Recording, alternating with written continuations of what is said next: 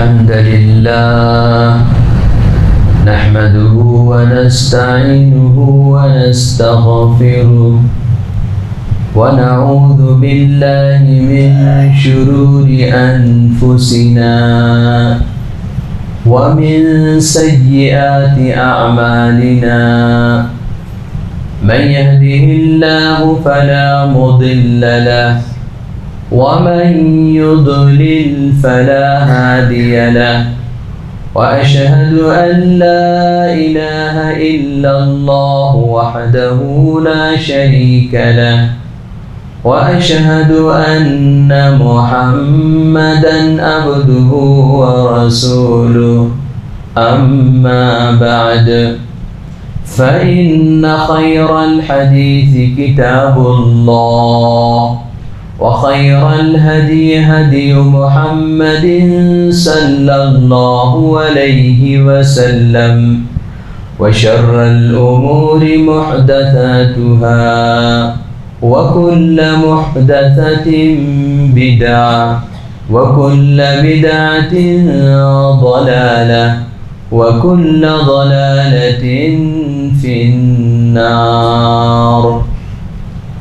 أعوذ بالله من الشيطان الرجيم. بسم الله الرحمن الرحيم. يوم نقول لجهنم هل امتلأت وتقول هل من مزيد وأزلفت الجنة للمتقين غير بعيد هذا ما توعدون لكل أواب حفيظ من خشي الرحمن بالغيب وجاء بقلب منيب ادخلوها بسلام ذلك يوم الخلود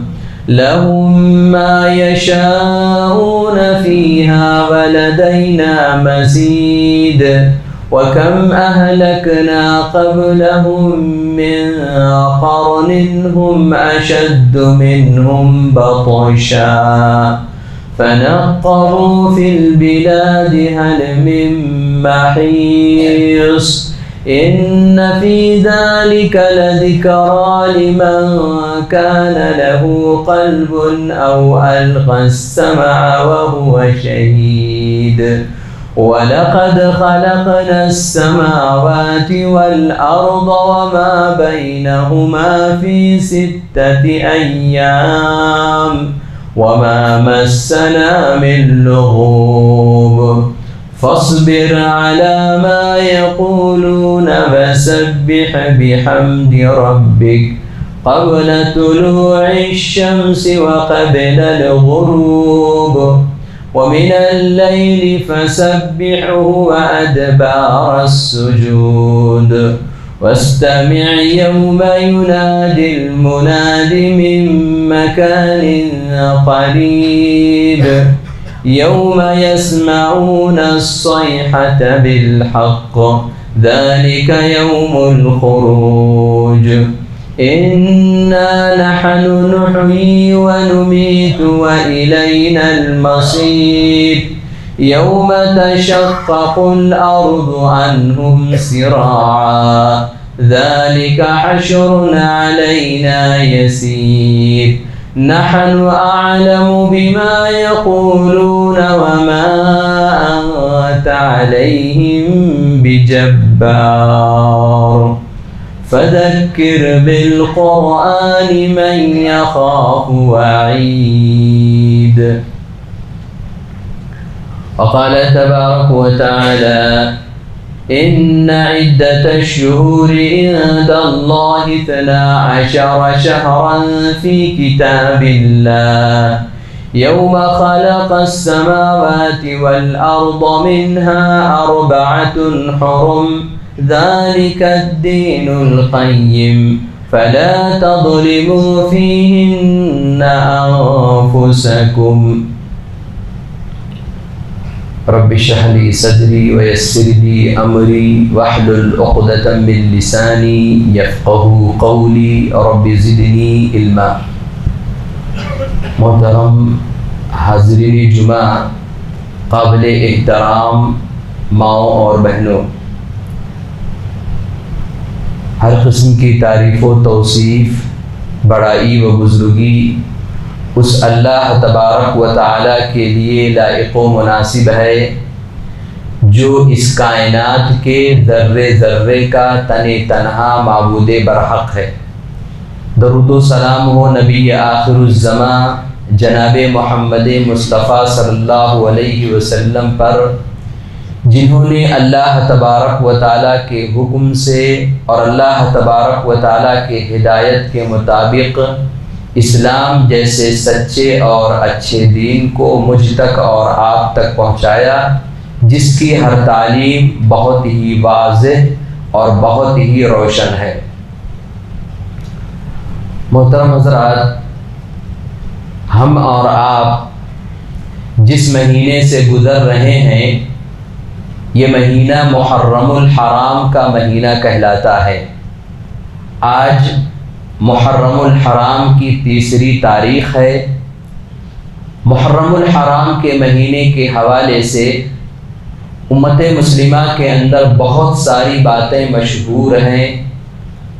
آج کے خطبہ جمعہ میں ہم اسی بات کا جائزہ لینے کی کوشش کریں گے کہ امت مسلمہ کے اندر محرم الحرام کے مہینے کے حوالے سے کیا کیا باتیں مشہور ہیں اور وہ لوگ کن کن باتوں پر عمل کر رہے ہیں، اور وہیں اس بات کا بھی تذکرہ ہوگا کہ اسلامی شریعت نے اس مہینے کو، محرم الحرام کے مہینے کو کیا اہمیت دی ہے، اس کو بھی جاننے کی کوشش کریں گے۔ تو ہم اور آپ اگر امت مسلمہ کا جائزہ لیتے ہیں تو جس بات کا ہمیں سب سے زیادہ افسوس ہوتا ہے یا جس بات پر ہمیں سب سے زیادہ تعجب ہوتا ہے، وہ بات یہ ہے کہ بہت سارے مسلمان اس مہینے کے حوالے سے کچھ ایسی باتوں کا حوالہ دیتے ہیں کہ جن باتوں کا تعلق اس مہینے سے تو ہے، لیکن اسلامی شریعت کے اندر اس کام کو لے کر کے، ان باتوں کو لے کر کے کسی بھی قسم کی یا کسی بھی مناسبت سے کوئی بھی عمل کرنا، کسی بھی چیز کا اہتمام کرنا سراسر غیر شرعی عمل ہے۔ اور یہی سب سے بڑے افسوس کی بات ہے، سب سے بڑے خسارہ کی بات ہے، سب سے بڑے دکھ کی بات ہے کہ اسلامی شریعت نے جن باتوں کو یا جن کاموں کو کرنے کا ہم کو اور آپ کو اس مہینے کے حوالے سے حکم دیا ہے، ہم اور آپ اس سے ناواقف ہیں۔ اور اسلامی شریعت نے اس مہینے کے حوالے سے جن باتوں کو کرنے کا حکم نہیں دیا ہے، اسلامی شریعت کے اندر اس کا کہیں تذکرہ نہیں ہے۔ ہم مسلمانوں کی اکثریت اس کے اندر ملوث ہے اور وہ کام کر رہے ہیں، اس پر عمل پیرا ہیں۔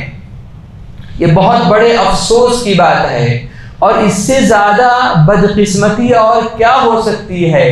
کہ اسلامی شریعت نے جن باتوں کو یا جن کاموں کو کرنے کا حکم دیا ہے، ہم اور آپ اس سے ناواقف ہیں، جانتے ہی نہیں ہیں۔ اور اسلامی شریعت نے جن باتوں کا کرنے کا کوئی حکم نہیں دیا ہے، ہم اور آپ اس مہینے کے اندر اس کے تعلق سے پورا اہتمام کریں۔ اس سے زیادہ بدقسمتی میرے لیے اور آپ کے لیے، ہم مسلمانوں کے لیے کچھ اور ہو نہیں سکتی ہے۔ اس لیے میری اور آپ کی ذمہ داری بنتی ہے، ایک مسلمان ہونے کی حیثیت سے میری بھی ذمہ داری ہے، آپ کی بھی ذمہ داری ہے کہ اس مہینے کے تعلق سے اسلامی شریعت نے مجھ کو اور آپ کو کیا تعلیم دی ہے، ان کو جانیں، ان سے واقفیت حاصل کریں اور ان پر عمل پیرا ہونے کی کوشش کریں۔ اور وہیں پر دوسری طرف یہ بھی ہماری ذمہ داری بنتی ہے کہ آخر وہ کون سی باتیں ہیں کہ جو باتیں اس مہینے سے جڑ گئی ہیں یا پھر لوگوں نے جوڑ دی ہے، ان کو بھی جانیں اور اپنے آپ کو بچانے کی کوشش کریں، اور ساتھ ساتھ اپنے بیوی بچوں، اپنے رشتہ داروں، اپنے اڑوس پڑوس کے لوگوں کو بھی ان بدعات و خرافات سے بچانے کی کوشش کریں۔ آج کے خطبے میں یہی دو پہلو میں آپ کے سامنے رکھنا چاہتا ہوں۔ ایک وہ پہلو کہ اسلامی شریعت نے اس مہینے کو کیا مقام و مرتبہ دیا ہے، اور دوسرا وہ پہلو کہ اس مہینے کے تعلق سے مسلمانوں نے کون سی ایسی باتیں جوڑ دی ہیں یا جڑ گئی ہیں۔ تو ہم اور آپ اگر کتاب و سنت کا مطالعہ کرتے ہیں تو جو بات سب سے پہلے سمجھ میں آتی ہے وہ بات یہ ہے کہ یہ مہینہ جس سے ہم اور آپ گزر رہے ہیں، اس مہینے کا نام محرم الحرام ہے، اور یہ مہینہ اشہر حرم میں سے ہے، حرمت والے مہینوں میں سے ہے۔ خطبہ مسنونہ کے بعد جو آیت کریمہ میں نے آپ کے سامنے پڑھی ہے، اس آیت کریمہ میں اللہ تبارک و تعالیٰ نے یہی بات بیان فرمائی ہے۔ اللہ تبارک و تعالیٰ نے کہا ان عدت الشہور عند اللہ 12 شہرا، اللہ تبارک و تعالیٰ کے پاس مہینوں کی تعداد 12 ہے۔ فی کتاب اللہ، لوح محفوظ میں اللہ تبارک و تعالیٰ نے یہ بات لکھ دی ہے کہ مہینوں کی تعداد 12 ہوا کرے گی، یوم خلق السماوات والارض، اور یہ بات اللہ تبارک و تعالیٰ نے اس وقت لکھ دی تھی جب زمین و آسمان کی تخلیق فرمائی تھی۔ منہا 4 حرم، اور ساتھ ساتھ میں اللہ تبارک و تعالیٰ نے یہ بھی لکھ دیا تھا کہ ان 12 مہینوں میں سے 4 مہینے محترم مہینے ہیں، 4 مہینے حرمت والے مہینے ہیں۔ ذالک الدین القیم، یہی صحیح دین ہے، یہی دین کی صحیح راہ ہے کہ ہم اور آپ ان مہینوں کو 12 کی تقسیم کے ساتھ تسلیم کریں، اور ان 12 مہینوں میں سے 4 مہینوں کو محترم سمجھیں، 4 مہینوں کو حرمت والا مہینہ سمجھیں۔ وہ 4 مہینے کیا ہیں؟ پیارے نبی صلی اللہ علیہ وسلم نے ایک حدیث میں فرمایا کہ 3 مہینے تو لگاتار آتے ہیں، پے در پہ آتے ہیں، کنٹینیو آتے ہیں۔ وہ مہینے کیا ہیں؟ پیارے نبی صلی اللہ علیہ وسلم نے فرمایا کہ ذی القعدہ کا مہینہ، ذی الحجہ کا مہینہ، محرم الحرام کا مہینہ، اور چوتھا مہینہ رجب کا مہینہ ہے۔ یہ 4 مہینے محترم مہینے ہیں، حرمت والے مہینے ہیں۔ پتہ یہ چلا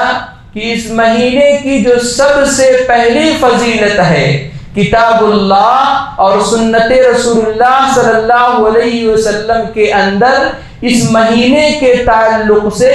سب سے پہلی بات جو ہم کو اور آپ کو نظر آتی ہے وہ بات یہ ہے کہ یہ مہینہ حرمت والا مہینہ ہے۔ اس مہینے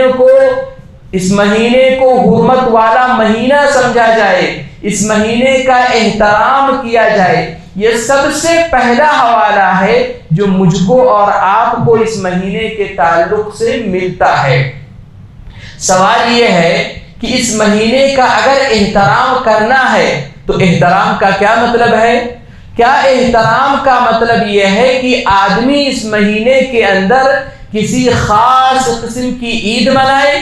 کیا احترام کا مطلب یہ ہے کہ آدمی اس مہینے کے اندر کسی خاص قسم کا کوئی پکوان پکائے؟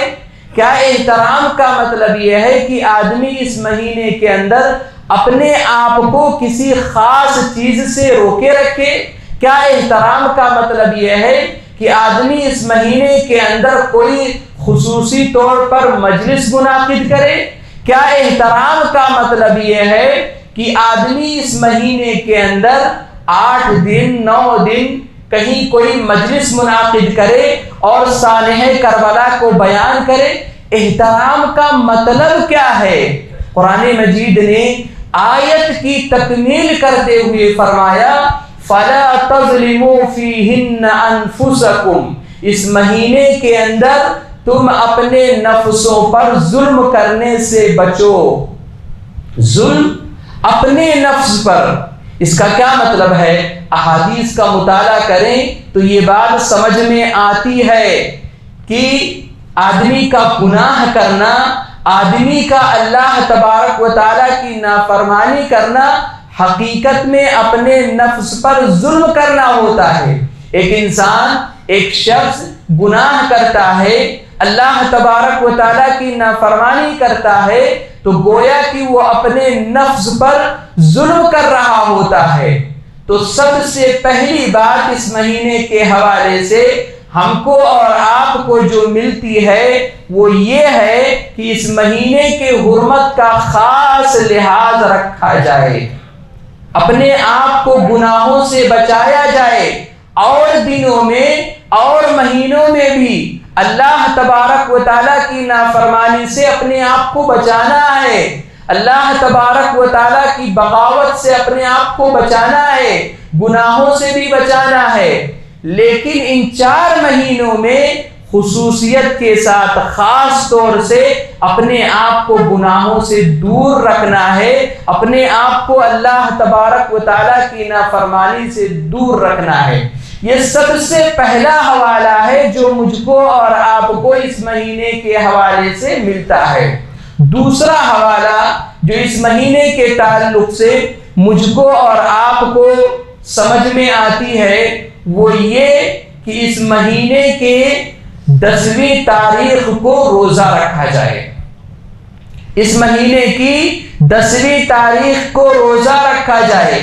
محرم الحرام کا جو مہینہ ہے اس کی جو 10ویں تاریخ ہے جس کو عاشوراء کہتے ہیں، یعنی 10واں دن، اس مہینے کی 10ویں تاریخ کو روزہ رکھا جائے۔ حضرت ابو ہریرہ رضی اللہ تعالیٰ عنہ بیان فرماتے ہیں کہ پیارے نبی صلی اللہ علیہ وسلم ہجرت کر کے مکہ سے جب مدینہ پہنچے تو کیا دیکھتے ہیں کہ یوم عاشوراء کا روزہ مدینے کے یہودی رکھ رہے ہیں، اور پیارے نبی صلی اللہ علیہ وسلم جب مکہ کے اندر تھے تو وہاں پر پیارے نبی صلی اللہ علیہ وسلم جب تک تھے یوم عاشوراء کا روزہ رکھتے ہوئے آ رہے تھے، اور ایسے ہی کفار مشرکین بھی رکھا کرتے تھے۔ ایسے ہی جب پیارے نبی صلی اللہ علیہ وسلم یہاں پر پہنچے، مدینے کے اندر پہنچے، تو کیا دیکھتے ہیں کہ مدینے کے یہودی یوم عاشوراء کا روزہ رکھ رہے ہیں۔ پیارے نبی صلی اللہ علیہ وسلم نے ان سے پوچھا کہ تم یہ روزہ کیوں رکھ رہے ہو؟ انہوں نے کہا کہ یہ ہمارے لیے بہت بڑا دن تھا، یہ ہمارے لیے بہت بڑے انعام کا دن تھا، اس لیے ہم روزہ رکھتے ہیں۔ اللہ تبارک و تعالیٰ نے حضرت موسیٰ علیہ السلام کو فرعون کے ظلم و ستم سے نجات دی تھی۔ اللہ تبارک و تعالیٰ نے بنی اسرائیل کو فرعون کے ظلم و ستم سے نجات دی تھی، اور جس کے نتیجے میں حضرت موسیٰ علیہ السلام نے شکرانے کے طور پر یوم عاشوراء محرم الحرام کی 10ویں تاریخ کو روزہ رکھا تھا، لہذا ہم ان کی اتباع میں یہ روزہ رکھ رہے ہیں۔ یہودیوں نے جب یہ کہا تو پیارے نبی صلی اللہ علیہ وسلم نے فرمایا کہ تم سے زیادہ تو ہم اس کا حق رکھتے ہیں۔ کیوں؟ اس لیے کہ تم موسیٰ کو تو مانتے ہو، لیکن موسیٰ علیہ السلام نے جس نبی کی پیشین گوئی کی تھی تم ان کو نہیں مانتے ہو، محمد کو نہیں مانتے ہو، اور ہم موسیٰ کو بھی مانتے ہیں اور موسیٰ علیہ السلام نے جس نبی کی پیشین گوئی کی تھی یعنی حضرت محمد صلی اللہ علیہ وسلم کی، ہم اس کو بھی مانتے ہیں، لہذا ہم تم سے زیادہ حق رکھتے ہیں کہ ہم موسیٰ علیہ السلام کی اتباع کریں، پیروی کریں۔ اس کے بعد راوی حدیث فرماتے ہیں کہ اس کے بعد پیارے نبی صلی اللہ علیہ وسلم نے حکم دے دیا کہ اس مہینے کی محرم الحرام کی 10ویں تاریخ کو روزہ رکھا جائے، روزہ رکھا جائے۔ اور یہ روزہ اس وقت تک فرض تھا جب تک رمضان کے روزے فرض نہیں ہوئے تھے، اور جب رمضان کے روزے فرض ہو گئے تو اللہ کے نبی صلی اللہ علیہ وسلم نے محرم الحرام کی 10ویں تاریخ کے روزے کے سلسلے میں چھوٹ دے دی، لیکن آپ صلی اللہ علیہ وسلم نے یہ بات ضرور بیان فرمائی کہ رمضان کے روزہ کے بعد سب سے افضل روزہ محرم الحرام کی 10ویں تاریخ کا روزہ ہے۔ اور آپ صلی اللہ علیہ وسلم نے اس روزے کی فضیلت بیان کرتے ہوئے کہا کہ جو شخص، جو مسلمان محرم الحرام کی 10ویں تاریخ کو روزہ رکھے گا، اللہ تبارک و تعالیٰ اس کی پچھلے صغیرہ گناہ معاف فرما دیں گے۔ آپ غور کریں کہ روزہ ایک دن کا، محنت ایک دن کی، اور بدلہ پچھلے 1 سال کے سارے صغیرہ گناہ اللہ تبارک و تعالیٰ مٹا دیں گے، معاف فرما دیں گے۔ اور پھر پیارے نبی صلی اللہ علیہ وسلم نے کہا کہ یہودیوں سے مخالفت کے خاطر 10ویں تاریخ کے ساتھ 9ویں تاریخ کا بھی روزہ رکھ لینا چاہیے۔ اہل علم نے مسئلے کی تحقیق کرنے کے بعد یہ بات بتائی کہ 10ویں تاریخ کے ساتھ 9ویں تاریخ کا روزہ بھی رکھ لینا یہ پیارے نبی صلی اللہ علیہ وسلم کی سنت ہے۔ دوسرا حوالہ ہے جو مجھ کو اور آپ کو اس مہینے کے حوالے سے ملتا ہے، آپ کتاب اللہ کی کتاب پڑھ کر کے دیکھ لیں، آپ سنت رسول اللہ، احادیث رسول کا مطالعہ کر کے دیکھ لیں، آپ سلف صالحین کی زندگیوں کا باریکی سے جائزہ لے کر کے دیکھ لیں، آپ کو ان 2 حوالوں کے علاوہ کوئی اور تیسرا حوالہ ہم کو اور آپ کو نہیں ملتا ہے کہ جس کی بنیاد پر اسلامی شریعت نے ہم کو اور آپ کو کسی بھی چیز کا اہتمام کرنے کا حکم دیا ہو۔ یہی 2 حوالے ہیں، یہی شرعی حیثیت ہے اور یہی شرعی اہمیت ہے۔ اور ان سے ہٹ کر ایک اور حوالہ ہے، وہ تاریخی حوالہ ہے، لیکن آپ یہ بات یاد رکھو کہ تاریخی حوالے جو ہوتے ہیں وہ تاریخ کا حصہ تو ہو سکتے ہیں، شریعت کا حصہ کبھی نہیں ہو سکتے ہیں۔ قرآن مجید نے کہا الیوم اکملت لکم دینکم واتممت علیکم نعمتی ورضیت لکم الاسلام دینا۔ اللہ تبارک و تعالیٰ نے حجۃ الوداع کے موقع پر پیارے نبی صلی اللہ علیہ وسلم پر یہ آیت نازل فرما دی تھی کہ آج کے دن میں نے تم پہ تمہارے دین کو مکمل کر دیا ہے اور تمہارے اسلام کو دین کے طور پر پسند کر لیا ہے۔ تو شریعت پیارے نبی صلی اللہ علیہ وسلم کی رخصتی کے ساتھ ہی مکمل ہو گئی۔ اب اس کے بعد جتنے حوالے آئے ہیں، جتنے تاریخی واقعات پیش آئے ہیں، وہ تاریخ کا حصہ تو ہو سکتے ہیں، اسلامی شریعت کا حصہ کبھی نہیں ہو سکتے ہیں۔ اور افسوس اسی بات کا ہوتا ہے کہ اسلامی شریعت نے جن چیزوں کو کرنے کا حکم دیا ہے آج مسلمان وہ چیز نہیں کرتے ہیں۔ آپ جانتے ہیں، آپ کو معلوم ہے کہ ابتدا میں مسلمانوں کے پاس اپنی تاریخ لکھنے کا کوئی اہتمام نہیں تھا۔ محرم الحرام، صفر، ربیع الاول، ربیع الثانی، جمادی الاخرہ، جمادی الاول، رجب، شعبان، رمضان، شوال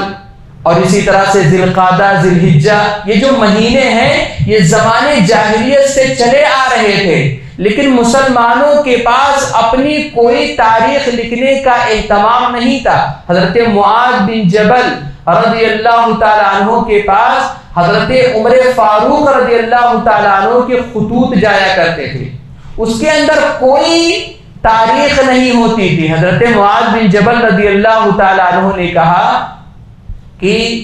اے امیر المومنین، ہر قوم کی اپنی ایک تاریخ ہوتی ہے، مسلمانوں کی بھی اپنی ایک تاریخ ہونی چاہیے۔ حضرت عمر فاروق رضی اللہ تعالیٰ عنہ نے ان کی رائے کو پسند فرمایا اور حضرات صحابہ کرام رضوان اللہ علیہم اجمعین سے مشورہ کیا کہ ہم اپنی تاریخ کا آغاز کہاں سے شروع کریں۔ حضرات صحابہ کرام رضوان اللہ علیہم اجمعین نے مختلف مشورے دیے۔ کسی نے کہا کہ پیارے نبی صلی اللہ علیہ وسلم کی پیدائش جس دن ہوئی تھی اس دن کو ہم اپنی تاریخ کا آغاز مان لیں۔ کسی صحابی نے کہا کہ پیارے نبی صلی اللہ علیہ وسلم کو نبوت جس دن ملی تھی اس دن کو ہم اپنی تاریخ کا آغاز مان لیں۔ کسی نے کہا کہ پیارے نبی صلی اللہ علیہ وسلم کا انتقال جس دن ہوا تھا اس دن کو ہم اپنی تاریخ کا آغاز مان لیں۔ لیکن حضرت عمر فاروق رضی اللہ تعالیٰ عنہ کو حضرت علی رضی اللہ تعالیٰ عنہ کی رائے پسند آئی اور حضرت علی نے یہ رائے دی کہ اسلامی حکومت کا، مسلمانوں کا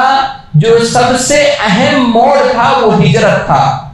ہجرت کے بعد مسلمان ایک قوم کی حیثیت سے پہچانے گئے۔ ہجرت کے بعد مسلمانوں کی حکومت مدینے کے اندر قائم ہوئی، اس لیے ہم اپنی تاریخ کا آغاز ہجرت کو مان لے۔ حضرت عمر فاروق رضی اللہ تعالیٰ عنہ نے اس کو پسند فرمایا اور کہا کہ ہجرت کا پہلا سال ہے، ہجرت کا دوسرا سال ہے، ہجرت کا تیسرا سال ہے، ورنہ اس سے پہلے مسلمانوں کے پاس اپنی کوئی تاریخ لکھنے کا اہتمام نہیں ہوتا تھا۔ سال جو پہچانے جاتے تھے وہ مختلف احکام کے ذریعے سے پہچانے جاتے تھے۔ پہلے سال کے متعلق کہا گیا کہ یہ وہ سال ہے جس میں اذان کا حکم نازل ہوا، دوسرے سال کے متعلق کہا گیا کہ یہ وہ سال ہے جس میں قتال کا حکم نازل کیا گیا۔ ایسے مختلف احکام کے حوالے سے مسلمان ان سالوں کو یاد رکھا کرتے تھے، لیکن حضرت عمر فاروق رضی اللہ تعالیٰ عنہ کا دور آیا تو حضرت عمر فاروق رضی اللہ تعالیٰ عنہ کے دور میں ہجری تاریخ کا آغاز ہوا اور پیارے نبی صلی اللہ علیہ وسلم کے پورے 10 سال ہجرت میں شمار ہوئے، اور جس وقت یہ طے کیا جا رہا تھا اسلامی سال کے 17 سال گزر چکے تھے۔ پھر بات یہ آئی کہ آپ نے ہجری تاریخ کو اپنی تاریخ کا آغاز مان تو لیا ہے، لیکن سال کس سے شروع کریں، کس مہینہ کس سے شروع کریں، کس مہینے سے ہم اپنی تاریخ کا آغاز کریں؟ تو حضرت عثمان غنی رضی اللہ تعالیٰ عنہ نے مشورہ دیا کہ جب آپ نے ہجرت کو اپنی تاریخ کا آغاز مان ہی لیا ہے تو اللہ کے نبی صلی اللہ علیہ وسلم نے ہجرت سے پہلے کا جو مہینہ تھا ذی الحجہ کا مہینہ، ذی الحجہ کے مہینے کے اندر ہی ہجرت کا فیصلہ کر لیا تھا، اور ذی الحجہ کے مہینے کے بعد سب سے پہلا جو چاند طلوع ہوا وہ محرم الحرام کا چاند تھا، لہذا محرم الحرام کو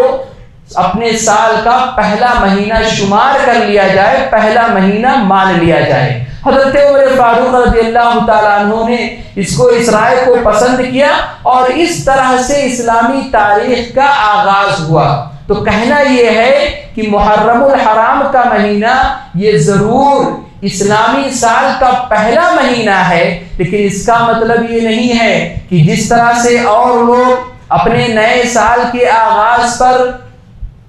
خوشیاں مناتے ہیں، خصوصی طور پر مجلسیں منعقد کرتے ہیں اور نہ جانے کیسی کیسی خرافات کرتے ہیں، فحاشی اور منکرات کا ارتکاب کرتے ہیں، اس کا مطلب یہ نہیں ہے کہ ہم اور آپ بھی کریں کہ ہمارا محرم الحرام کا مہینہ سال کا پہلا مہینہ ہے، لہذا ہم بھی خوشی منائیں گے، یہ کریں گے وہ کریں گے۔ یہ غلط بات ہے۔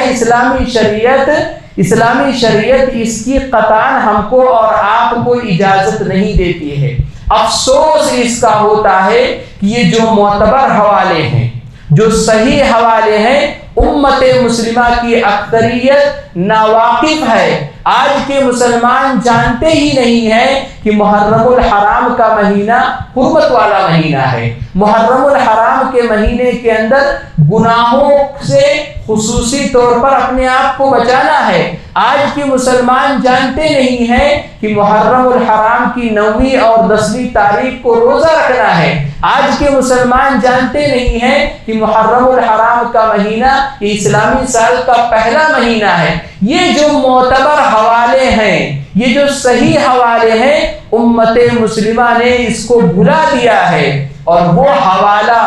وہ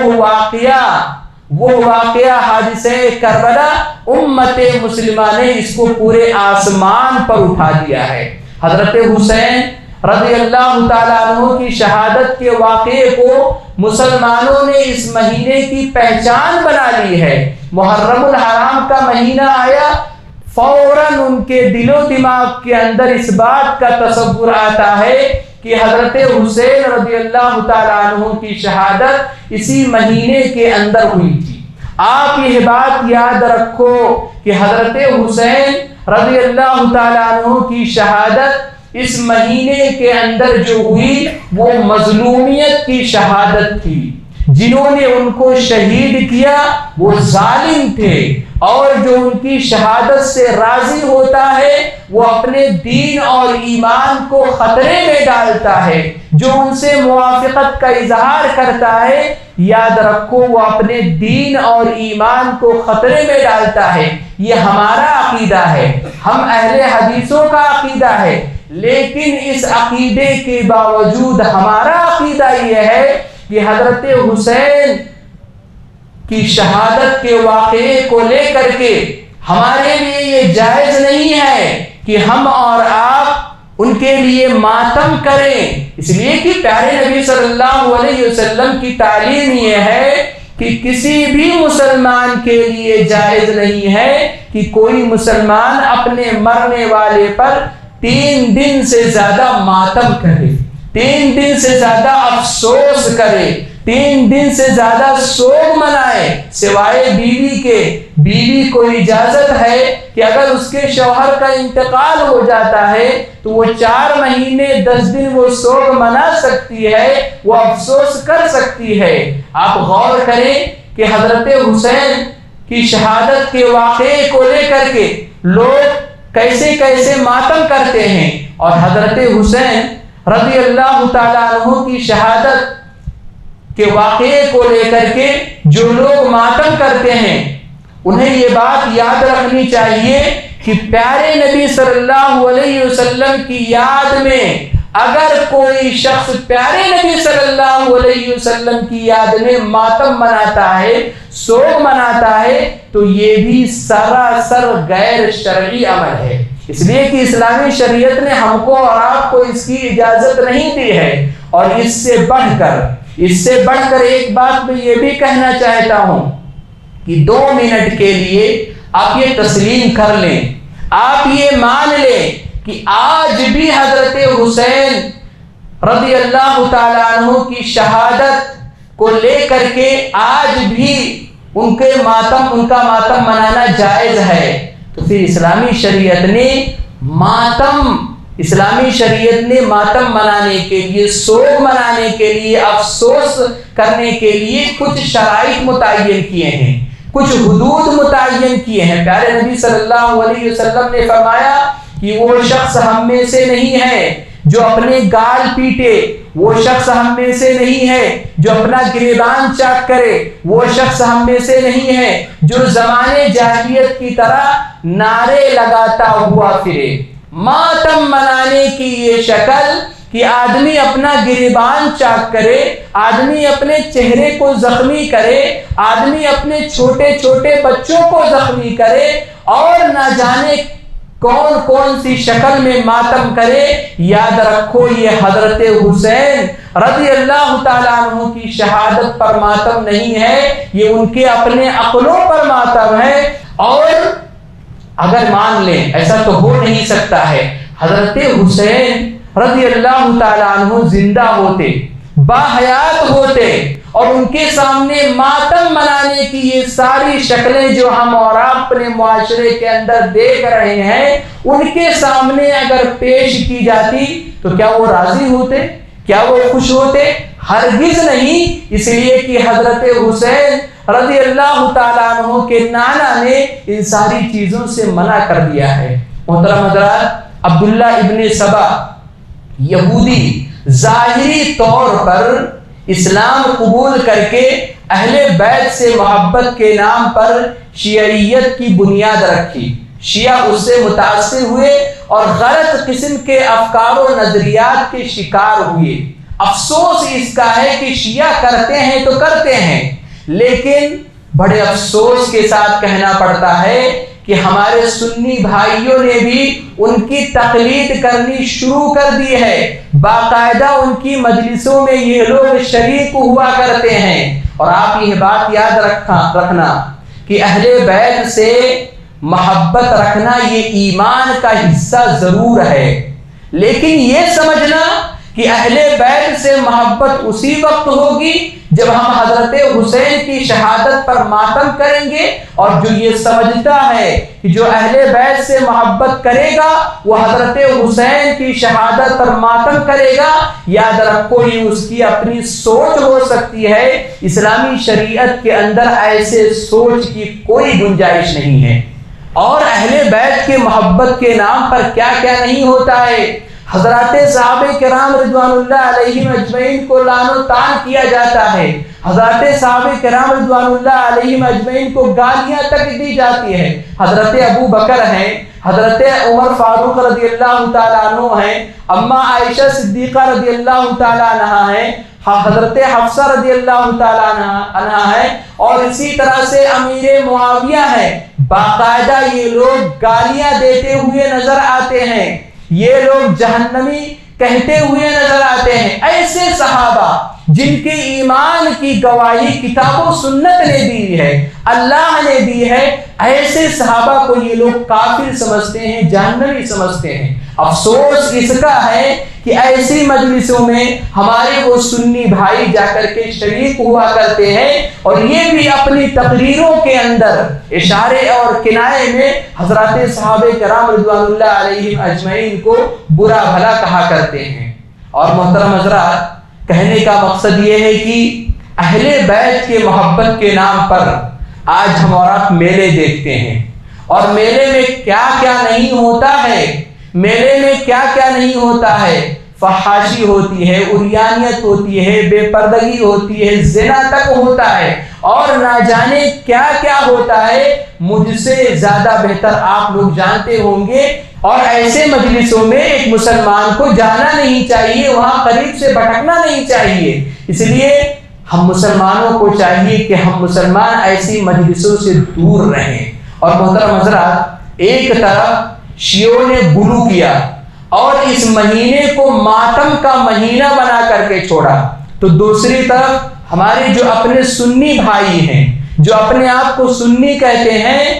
ان لوگ بھی پیچھے نہیں رہے۔ انہوں نے کہا کہ شیعہ اس مہینے کے اندر کیا کرتے ہیں؟ ماتم مناتے ہیں، سوگ مناتے ہیں، اچھا کپڑا نہیں پہنتے ہیں، اچھا کھانا نہیں کھاتے ہیں، اس لیے ہمیں ان کی مخالفت کرنی ہے۔ پرانے زمانے میں جو بعض جاہل قسم کے سنی تھے، انہوں نے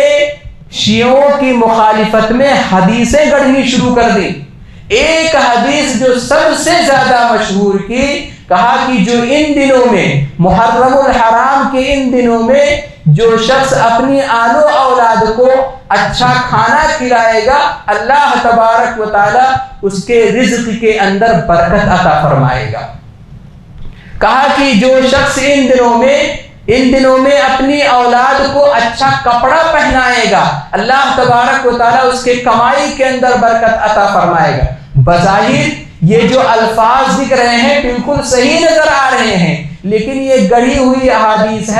ہے۔ پیارے نبی صلی اللہ علیہ وسلم نے ایسی کوئی بات نہیں کی ہے۔ اس قسم کی اس وقت کے جو پرانے بعض جاہل قسم کے جو سنی تھے، انہوں نے اس قسم کی مختلف حدیثیں گڑھی، اور آج ہم اور آپ دیکھ رہے ہیں، اپنے آنکھوں سے دیکھ رہے ہیں کہ شیعہ اس مہینے کو ماتم کا مہینہ مانتے ہیں اور مختلف قسم کے کفریات، شرکیات اور نہ جانے کیسے کیسے کاموں کا ارتکاب کرتے ہیں۔ تو ہمارے اپنے سنی بھائی بھی پیچھے نہیں رہے، ان لوگ بھی مخالفت میں کیا سے کیا نہیں کر رہے ہیں، اور دیکھا جائے تو دونوں کا مقصد ایک ہی ہوتا ہے۔ آپ جانتے ہیں جیسے ہی محرم الحرام کا مہینہ شروع ہوتا ہے، جہاں شیعوں کو ہم اور آپ دیکھتے ہیں کہ واقعہ کربلا کو، سانحہ کربلا کو رنگ آمیزی کے ساتھ بیان کرتے ہیں، اور بیان کرتے ہوئے حضرات صحابہ کرام رضوان اللہ علیہم اجمعین کو گالیاں دیتے ہیں، وہیں پر ہمارے اپنے یہ بھائی بھی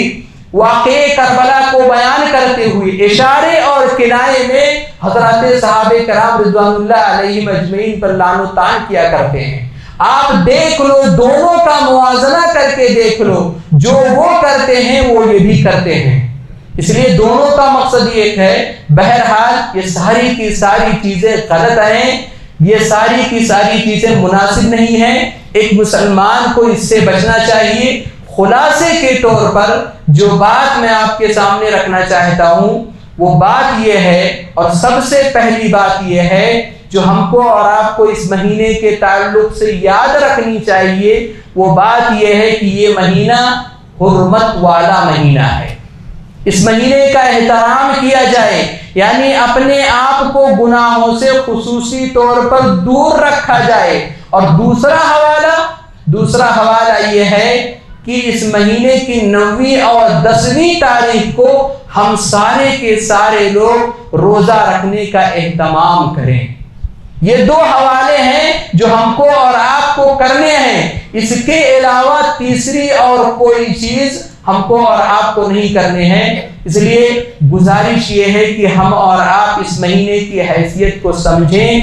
اور اس مہینے کو اسلامی شریعت نے جو مقام دیا ہے اس مقام کو جان کر کے، ان سے واقفیت حاصل کر کے، وہ جو عمل اسلامی شریعت نے ہم کو اور آپ کو بتلائے ہیں اس کو اپنے زندگی کے اندر لانے کی کوشش کریں۔ رب العالمین سے دعا ہے کہ پروردگار ہم تمام لوگوں کو اس کی توفیق عطا فرمائے، آمین، تقبل یا رب العالمین۔